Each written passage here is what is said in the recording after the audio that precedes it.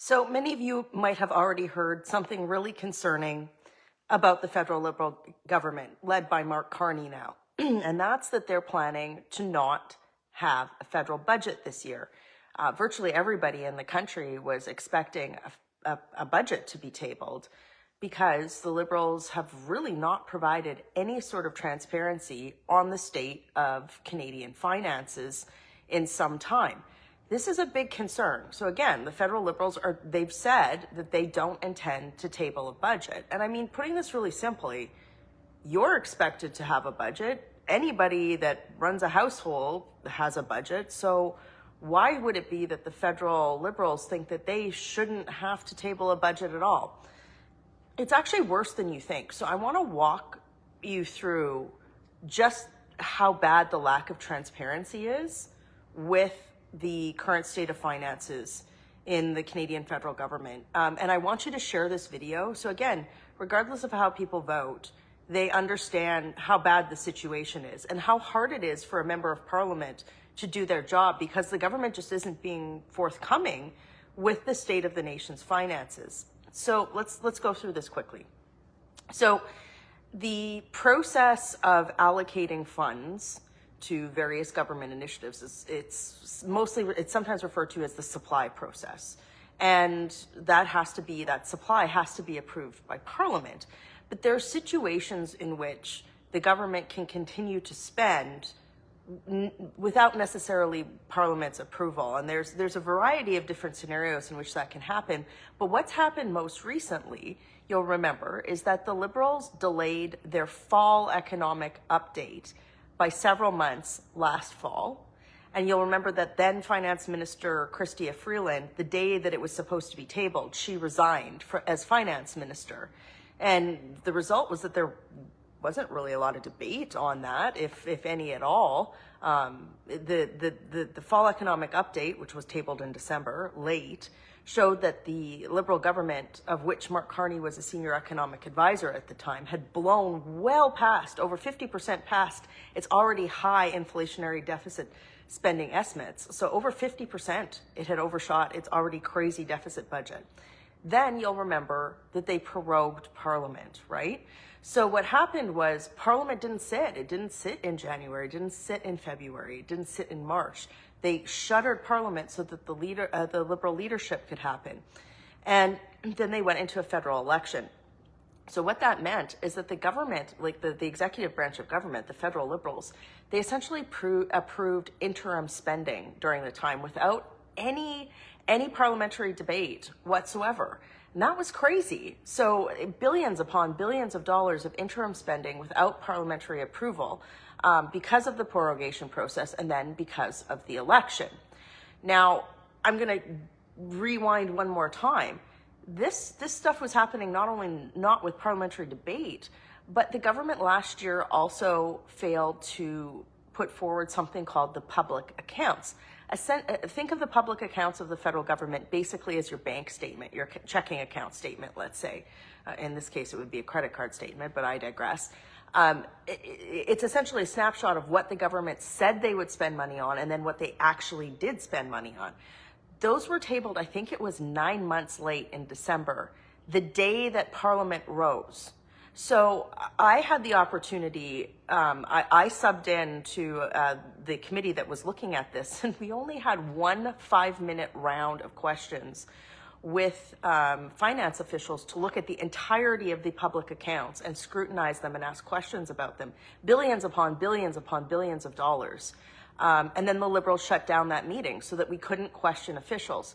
So not only did they table their fall economic statement late, and we didn't get a chance to scrutinize it or debate it, but they also tabled essentially their bank account statement that they're supposed to provide to Parliament to review, months late, 9 months late. And now they're saying that they won't table a federal budget and that they're just going to keep spending without any sort of parliamentary scrutiny or any sort of parliamentary debate.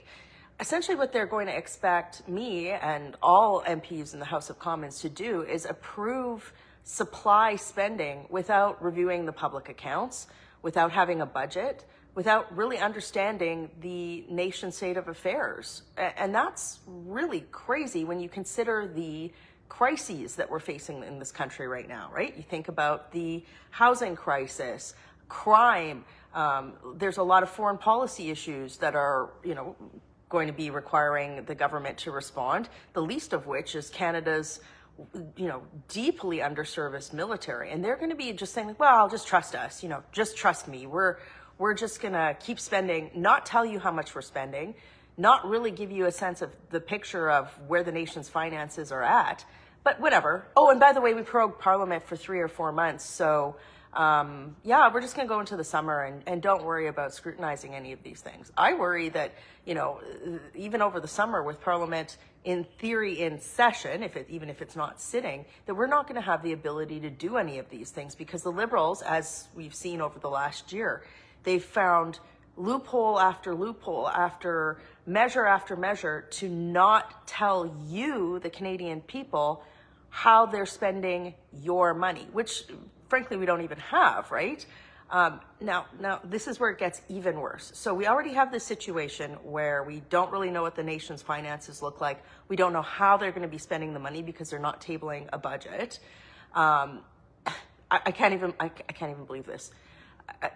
I can, but I can't believe I'm having this conversation with you because we're talking about billions of dollars here. We're talking about a nation's future. I digress. So not only were we not going to do that, they've been extremely, extremely opaque about how they are going to pay for their recent election campaign financing, right? So their recent election campaign promises, I should say. So there was an article that came out, it was during the campaign, I think, or right afterwards, and it didn't get a lot of media attention, but it was a credit rating agency that said that if the federal Liberals implemented Mark Carney's deficit spending, which was actually much higher than even Justin Trudeau's, that Canada's credit rating would be downgraded. And what that means, you guys know what it means if your credit rating drops. It's more expensive to borrow money, right? And so the debt servicing cost on all of that debt, which we don't even know really how big the debt is because the government has not been telling you this, they haven't been telling me this, that cost of servicing that debt could increase. So, and on top of all this, guys, and this is really, again, I need you to share this video so that people understand the seriousness of the situation. There's data that has come out that suggests that Canada may already be in a recession. That means that our economic growth is contracting. That means that it's less likely that job-creating companies are going to invest in creating jobs. It means people might lose their jobs. And while that's happening, there's also data that suggests that inflation, particularly in key areas like grocery prices, continues to rapidly increase, well beyond the Bank of Canada's estimates or their target for what inflation should be. So you have, on one hand, this suggestion that the Canadian economy is shrinking, but that inflation is rising, which means that the cost of living is going up while the prospects of jobs are going down and government revenue is going down.